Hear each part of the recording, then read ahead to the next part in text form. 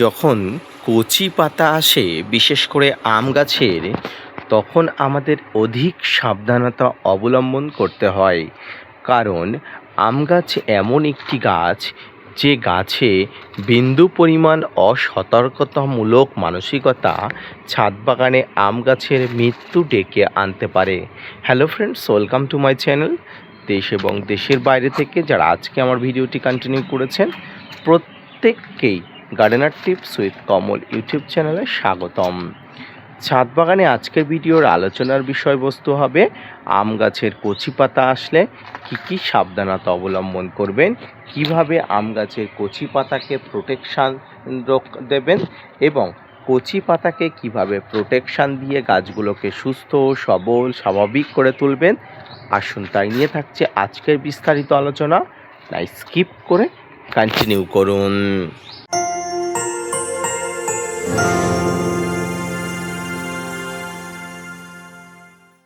দর্শক এবং শ্রোতা বন্ধুরা, মূলত ছাদ বাগানে আজকের ভিডিওর আলোচনার বিষয়বস্তু হবে আম গাছের কচি পাতা আসলে সেই কচি পাতার উপরে কী ধরনের অ্যাটাক হতে পারে, কচি পাতা কী ধরনের সমস্যার মধ্যে পড়তে পারে এবং এই সমস্যাগুলো থেকে কিভাবে বার হয়ে একটি সুস্থ সবল আম গাছের জন্ম দিতে পারেন।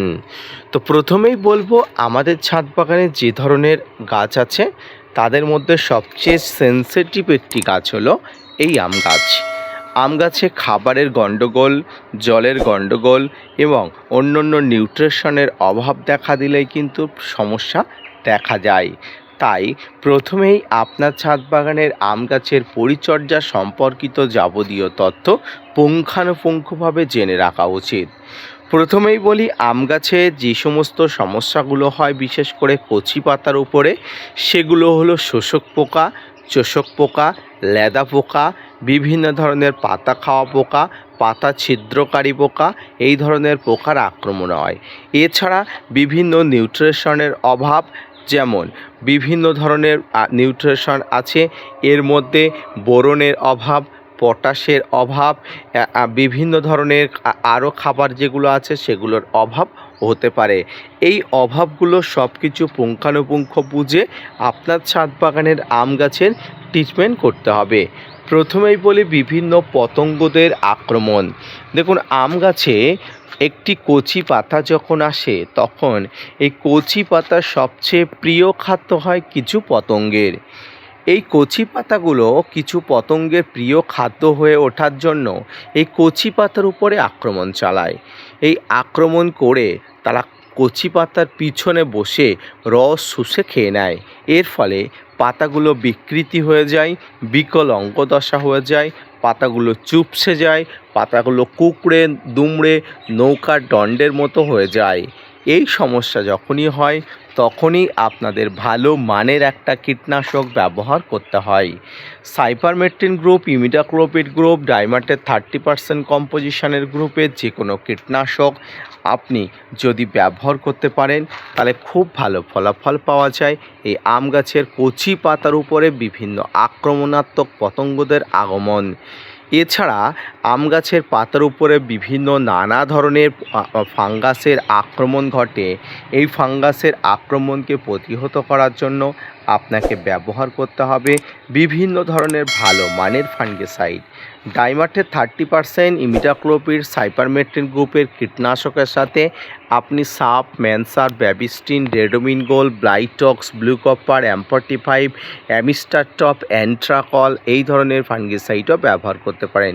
প্রত্যেকটি ফাঙ্গিসাইড এবং কীটনাশকের মাঝে যদি আপনি গ্যাপ রেখে স্প্রে করতে চান করতে পারেন, বা প্রত্যেকটি কীটনাশক বা ফাঙ্গিসাইড যদি কম্পোজিশন হিসাবে আপনি একসঙ্গে মিশিয়ে করতে পারেন তাহলে সে বিষয়ে আপনার অবশ্যই জ্ঞান থাকা দরকার, আপনি অবশ্যই করতে পারেন। কীটনাশক প্রতি লিটার জলে 1.5 থেকে 2 গ্রাম এবং ফাঙ্গিসাইড প্রতি লিটার জলে 1.5 থেকে 2 ml যদি তরল হয়, এবং তো যদি আপনি ডাস্ট ব্যবহার করেন 1.5 থেকে 2 ml একসঙ্গে নিয়ে আপনি ব্যবহার করবেন এই ধরনের কচি আম গাছের পাতার উপরে।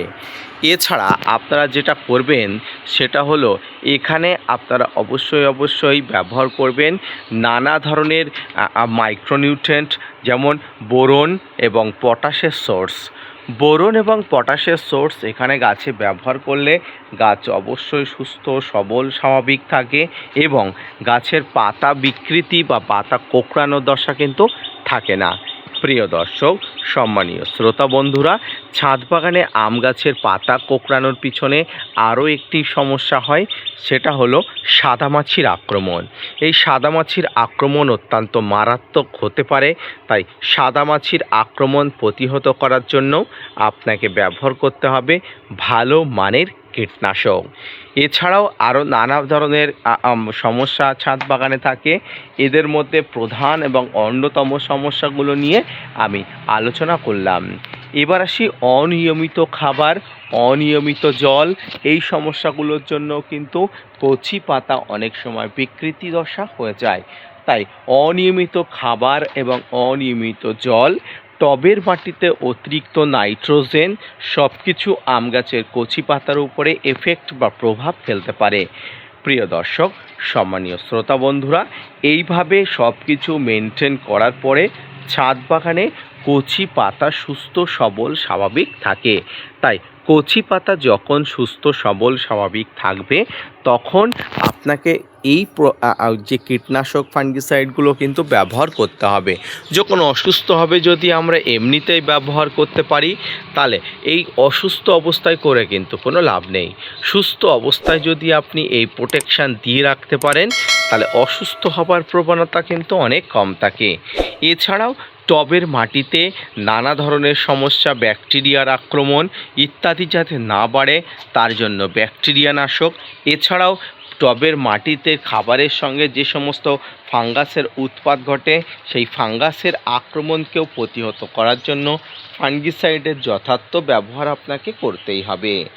এই ছিল ছাদ বাগানে আম গাছের কচি পাতার উপরে আক্রমণকারী বিভিন্ন পতঙ্গ, বিভিন্ন ফাঙ্গাসের আক্রমণ এবং তার উপরে এই কাজ করার জন্য যে সমস্ত কীটনাশক এবং ফাঙ্গিসাইডের কথা বললাম সব কিছু ডিটেলসে আমি বর্ণনা করে দিলাম। আপনারা অবশ্যই আম গাছের কচি পাতা আসলে অর্থাৎ ঠিক এই সময়টায় সাবধানতা অবলম্বন করবেন, তাহলে খুব ভালো ফলাফল পাওয়া যাবে এবং আম গাছের কচি পাতা যাতে সুস্থ সবল স্বাভাবিকভাবে বেড়ে ওঠে, পতঙ্গদের ভোগ্যবস্তুতে না পরিণত হয়, তার জন্য সব কিছু ভালোভাবে জেনে বুঝে নিয়ে পরিচর্যা করুন, দেখবেন খুব ভালো ফলাফল পাওয়া যাবে। ধন্যবাদ।